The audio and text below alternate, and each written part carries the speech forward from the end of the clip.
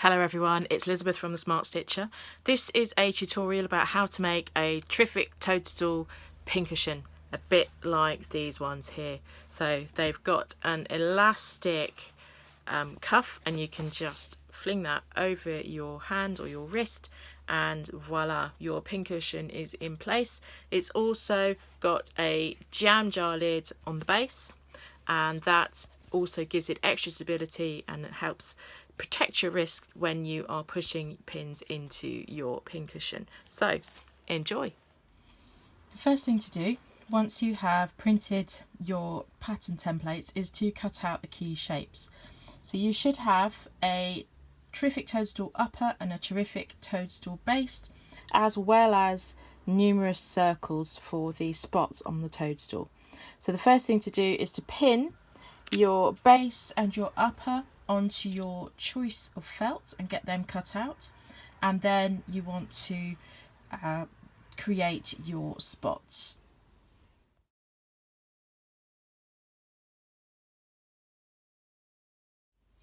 To make life a bit easier when cutting out the spots, I drew round the circles on a larger piece of felt using a biro, and then I've cut out the circles. And what I've done is, as I have then cut the circles out, I have started to place them on the top of my mushroom, my toadstool, to get a sense of how many spots I'm going to need. And what I've done is I've turned them over so that you can't see the edges with any biro on. So this was the side that was drawn on with the biro. Turn it over once it's cut out and you don't see the biro. It also helps if you cut just inside your biro line as well, and that makes doubly sure that you don't get any biro on your felt. In terms of the number of spots you need, I tend to find I probably use slightly more of the very small ones, and maybe between sort of 4, 5 or 6 of the sort of medium to larger ones. But this is entirely your sort of personal preference and personal taste. I've just laid them on my piece of felt, which is my toadstool kind of main body, just to get a sense of a kind of layout that I like the look of and how I might then start to stitch them down. But you can have as many or as few as you wish. Little tip, if you are finding it slightly tricky to cut some of the slightly smaller ones, cut a square of felt that's roughly the size of the circle you would like it to be. And then what we're going to do is we are just going to go along and we're going to just clip off the corners, and we will start to create a nice even shape. So I'm sort of slightly rounding the corners as I go. And remember, these don't have to be perfect sort of corners, so these shapes can be slightly uneven, they could be more oval, and then of course you can vary the size even more than the ones that I've put with the pattern.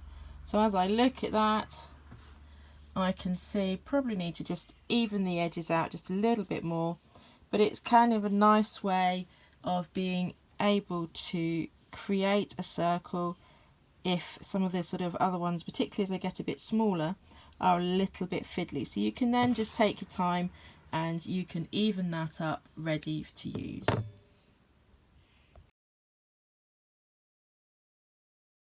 First thing that we're going to do is to actually prepare the base, which is your jam jar lid, and we're going to attach the elastic which creates the strap that goes around your wrist. I'm going to, in a separate tutorial, for those of you that wish to cover your elastic with some fabric, I'm going to show you how to do that. But for the purposes of this one and for sort of showing you where you're going to be stitching, I'm just going to keep mine with the white elastic for now.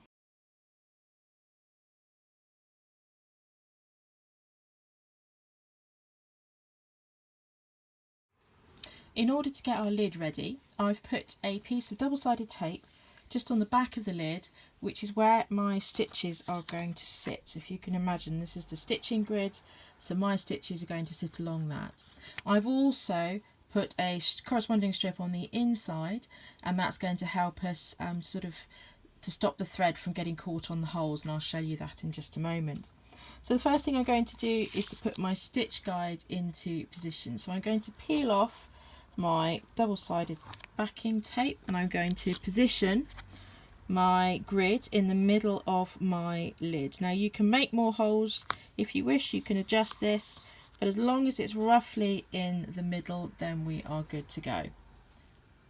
We are going to be using an awl to pierce our lid, and you will notice that I have a nice thick cork block underneath my lid. On my awl as well, I have also taped just a little bit to the depth that I need to go to, so that I'm not pushing all the way through and running the risk of damaging my workbench. I'm actually just going to be piercing the very tip of the lid with that very tip of the awl, because we don't need to go all the way through. The lid isn't very thick, so my tape is there as a little guide. Now I've just repositioned my guide because I wasn't happy that it was actually in the middle, and now what I'm going to do is, with my taped awl, I'm just going to very carefully press through each part of the lid, going up to the masking tape. So I'm not going very deep at all, and I'm turning the lid. Now this is why I'm actually stood up, so that I'm pushing straight down into the lid and into the cork. So again, just take great care at this particular point, as you are using something that is very sharp. So everywhere the two lines meet is exactly where I am making a hole. So you will see we are starting to come through on the other side, so I'm now just going to pierce the remaining holes. So I've pierced my holes. My template can stay there, or you can rip it off. It's going to be covered in a moment, and then you will see that we've got the corresponding holes on the back, and we're going to just peel off that backing tape. Now the holes on this side where we've pierced the metal through are likely to be a little bit sharp, so please take care when touching those. I'm just folded a piece of craft card in half, and I'm going to use that. I'm going to press that into the lid so that it sticks down and attaches to the tape that I've got there, and I'm then just going to come back through again with my awl and just sort of re-pierce my holes and go through the card. So let me see if I can show you that.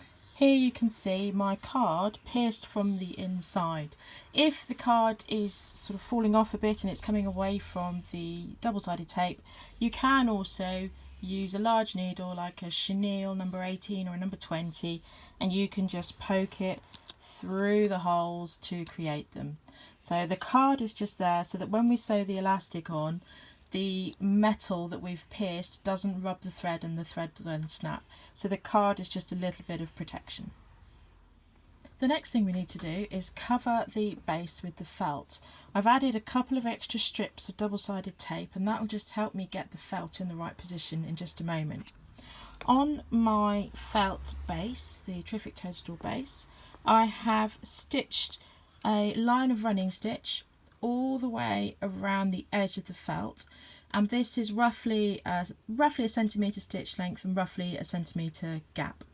Few millimetres from the edge, maybe sort of 3 or 4 if that, and I've gone all the way around. Try and keep your stitches nice and even. If you have too big a stitch length or too big a gap, you can end up with some quite big pleats, and we want to have a nice sort of smooth overall effect on our base.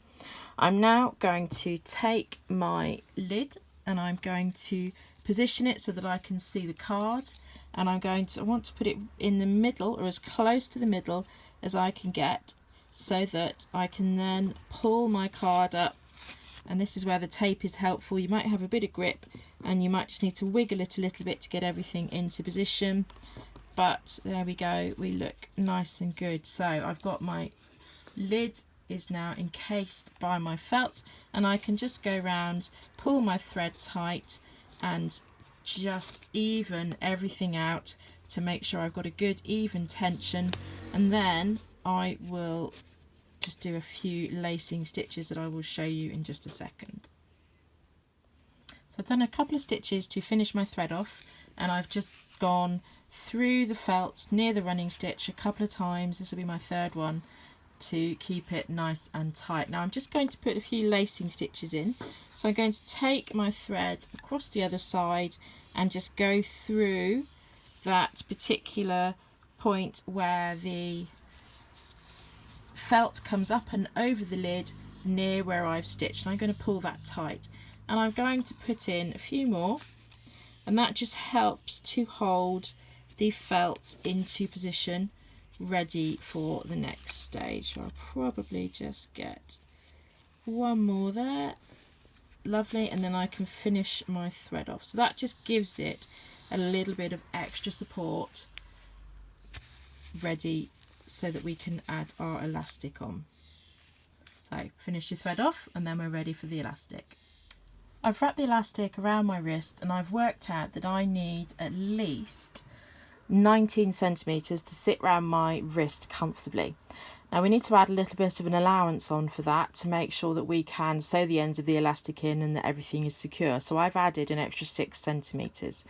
Now you will see that on my elastic here I've made my first mark 1.5 centimetres from the end, and then we go all the way along to my second mark, which is 4.5 centimetres away from that other end. Now what I want to do is to bring my two marks together so that they are level, and I can test that by putting a pin through and seeing where it comes out on the other side. So I'm not level at the moment, so I can just take my pin out, adjust my elastic, because I want to come through so that my marks are completely level, because we are going to be stitching down this line of elastic. Here I've done my first line of stitching. I did some starting stitches and then I actually did a running stitch and then came back the other way and filled in the gaps. Now I've used a darker thread for the purposes of this tutorial, and I've used a stronger thread, and I've used 2 strands of that lightly waxed to give me a bit of strength, but also to give me a nice strong hold here. So that first part now is nice and strong. The next thing we're going to do is to fold this end over so that the raw edges meet together. So you've got sort of completely smooth on one side, 2 raw edges meeting on the other side, and then I'm going to push those raw edges against the elastic and are creating that sort of wrist strap like so. I am now going to pin that together, and then I'm going to do my next line of stitching nice and close to this particular fold here. So for the purposes of what I'm doing it in a darker colour so that the camera can pick it up, but you can do it in a colour that matches the elastic or any sort of fabric or strapping that you're using. It doesn't have to be completely visible.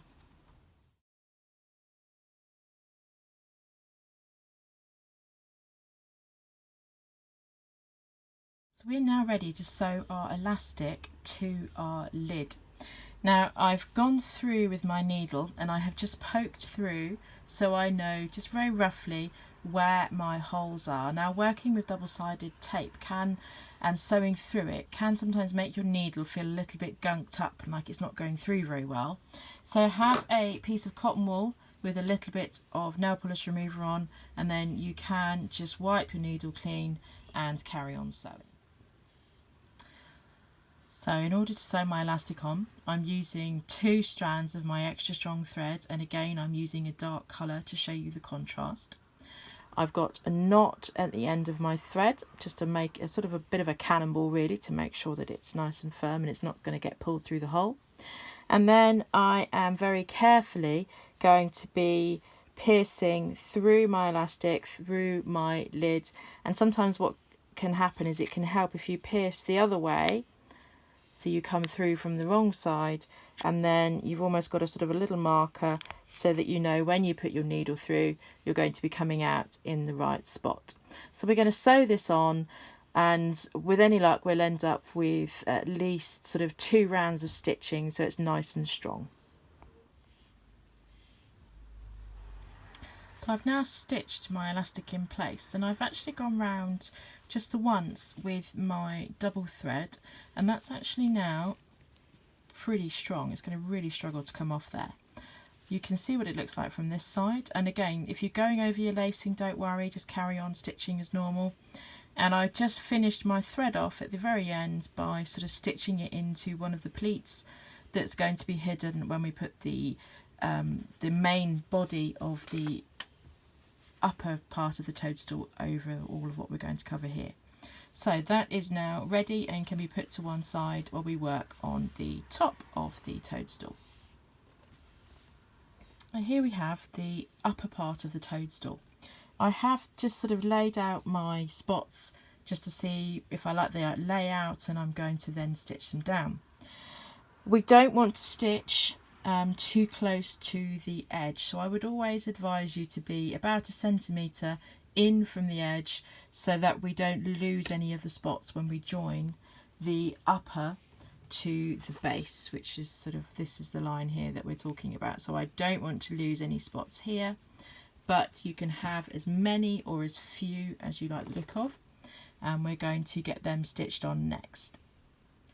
So for sewing down our applique spots, you can use pretty much any type of thread. I have chosen to use some embroidery thread or embroidery floss, and I am just going to be, I've got a couple of colours here which I'm going to use on my spots because of a nice bit of variety, and I'm just using 1 strand of each.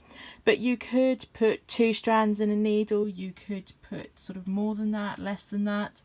It's sort of, again, your creative preference on this particular one. In terms of stitches that you can use, there's all sorts, and again it may well be personal preference. I'm going to use sort of a combination of running stitch and some stab stitches, but you could do buttonhole stitches, you could do any type of cross stitch or herringbone stitch. Again, this is down to your artistic preference. I've also now popped a few pins into some of the main spots that I want to get in position. Anything else that isn't ready to go into position, I've got a tray just off to the side here because I know that some of the little spots will be flying off. So I'm going to add them as and when I'm ready, and I just want to get my main spots down first. So I'm going to start with some running stitches on this big spot here. I've already got a knot at the very end of my thread, which is probably a little bit difficult to see there just by my fingers, and I'm going to just do some stitches behind that orange felt disc on the back of my felt. So I'm just going to do just those 3 stitches, and that has secured my thread. Now this is going to be stuffed so the knots won't be seen, but I quite like to make sure that my thread is nice and secure, which is why I do my 3 stitches. Now in terms of how close or how far from the edge you want to come, again this is for your artistic preference. What we don't want is massive stitches because they will look fairly ugly, and they'll just look like it's tacked on. So I'm probably maybe 3 or 4 millimeters from the edge, and then I'm just bringing my needle from the back to the front and going from the front to the back, and I am just repeating that at regular intervals all the way around my shape.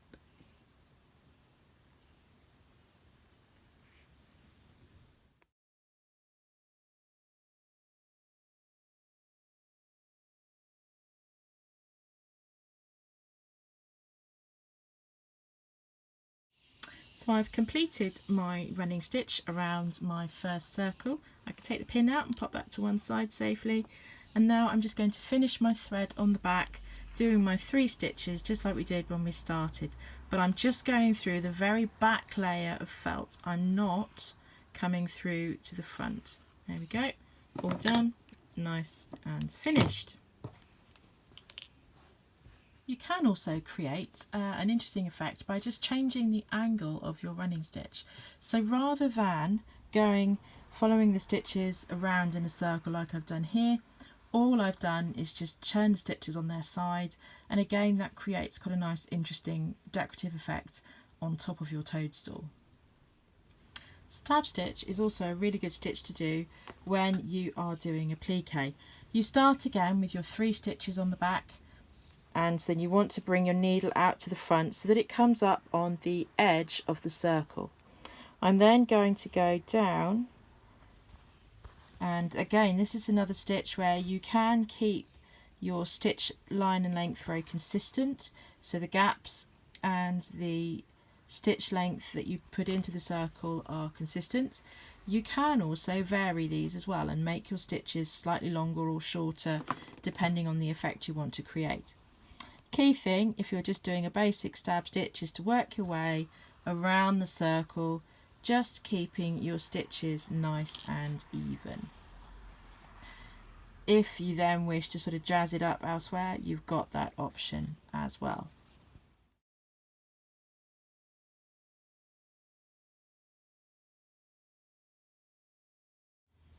So as well as doing a regular stab stitch, you can also do the type of stab stitch where you just vary the length of stitch all the way around.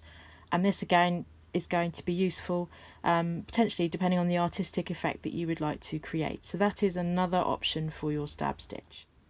Another stitch that can be quite a nice one to do is to do some crosses around the outside as well. Again, I'd come up on the outside of the felt almost as though I was starting another stab stitch, but this time I'm going to sort of go and make a sort of a little cross shape. So I'm going into my felt, I'm bending the needle back, and I'm coming back out again. So I'm just keeping an eye on my distance from the edge, and then I'm going to pull my thread through, make sure that I've got a nice cross shape, and then go down and move along to do my next cross. So again, coming up in the blue on the outside of the orange, coming down across the work, so I'm going sort of almost sort of from that top left to bottom right, and I go to bottom left, and then I'll come back up in just a moment to that top right section. And you can repeat that, and again you can vary the size, you can keep them consistent. It really just depends on the effect that you are looking to create. Just to show you the finished cross stitch, I've done some larger stitches, and in the middle I've actually put some little ones, just reminded me of little stars, so I thought that was quite a nice effect to create. I've finished sewing on my spots, and here you can see the finished top of my toadstool, and it's really interesting what you can achieve with just a few sort of simple stitches by varying the size, length and direction. The eagle-eyed among you will have noticed that this one that I originally stitched down with 2 threads has changed a little. Once I'd stitched with 2 threads, I then forgot to do it anywhere else, so it didn't look particularly balanced, so I've changed it to 1 thread. But if you are going to use 2 threads at any point, try and do that over 2 or 3 or even more of your spots, just to help balance everything out. I've also I've done some running stitch around the edge of my toadstool, much the same as we did with the base. Again, I've not made my stitches very long. They're probably around 1 centimetre, maybe slightly under, and about sort of 3 or 4 millimetres in from the edge. I did a notch to start with and a few stitches to help secure everything, and what I haven't done is finished my thread off so that I can pull it up in just a moment, because we're going to gather it and stuff it. When you are using your stuffing, I'm just using toy stuffing. You'll probably need somewhere in the region of about 50 grams or so, and we're looking to create a nice sort of plump top that we can then put onto our base. Toy stuffing can also be quite clumpy, so what we don't want is to have any sort of balls that we can feel inside our toadstool. So what we're going to do is just break it up into little pieces, and then we can draw up our toadstool top and start to stuff it. I'm going to carefully start pulling my thread, and I'm going to gather up my toadstool top, and I want to make sure that I've got a nice even distribution of my gathers, so I'm just going to ease them around the circle.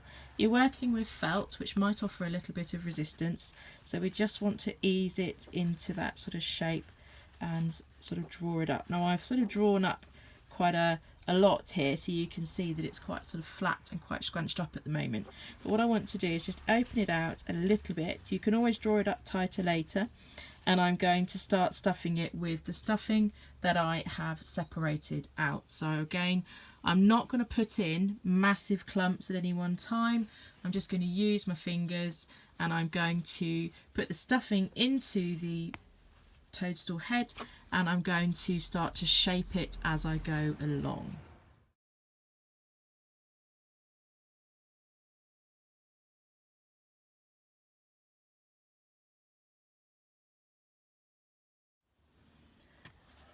I'm at the point now where I've got quite a lot of stuffing in there, and as you can see, my gathers are springing open quite readily. So I'm at the point now where I need to start thinking about securing my hole and checking that sort of overall shape of my toadstool. So I'm quite happy with how round it is at the top, but at the sides, now we are going to have a few gathers, but I can also see in certain places that it's a little baggy and could probably just do with a little bit of stuffing to help fill out the sides a little bit more so that it looks a little bit like this.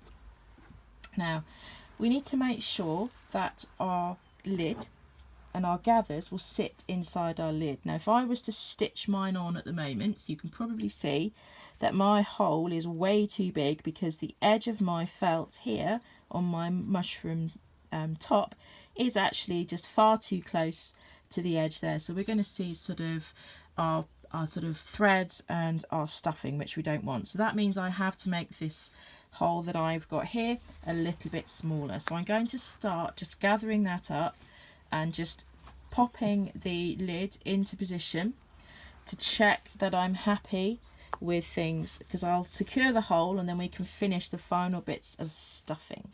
So I am pretty happy now that I've got at least 1 centimetre on the inside, and I'm all the way around so I can check that.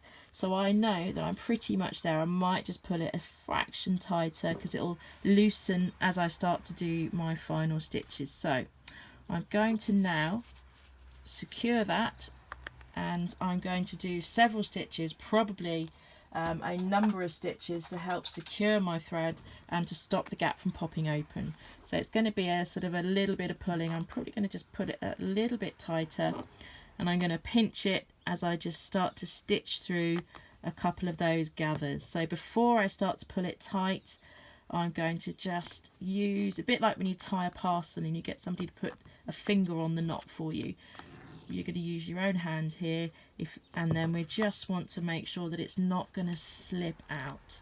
So I'm going to keep quite a tight grip on it. I've really squashed it for the moment, but don't worry, because we will be shooting it back out and making it into a nice plump mushroom top. So hopefully you can see me doing my 3 stitches. I might probably do more than 3 because we want it to hold and we want it to be nice and firm. These stitches will be hidden in the clip. Now, there we go. So let me just double check. Are we? Yeah, we're nice and firm and not going anywhere. I'm going to leave my tail for the moment, and I'm going to come back, and I'm going to now, where we've got some sort of slight pockets, I can just start to fill those out a little bit more. I'm going to check that my thread doesn't slip as well. If it does, I'll just tighten it again. I'm going to make sure that my gathers are nice and even around the top of my toadstool, and I'm going to just put my finger in, and I'm going to just put some extra stuffing to hold everything in position. I will also just check, yeah, my base looks good as well. Right, we're good to go. The top of my toadstool now finished. I'm really happy with the shape, and on the underside I've evened out the pleats underneath, which give a nice kind of texture to the underside of the top section, and I've also finished kind of adding in some stuffing, so I've got a really nice kind of shape there to work with.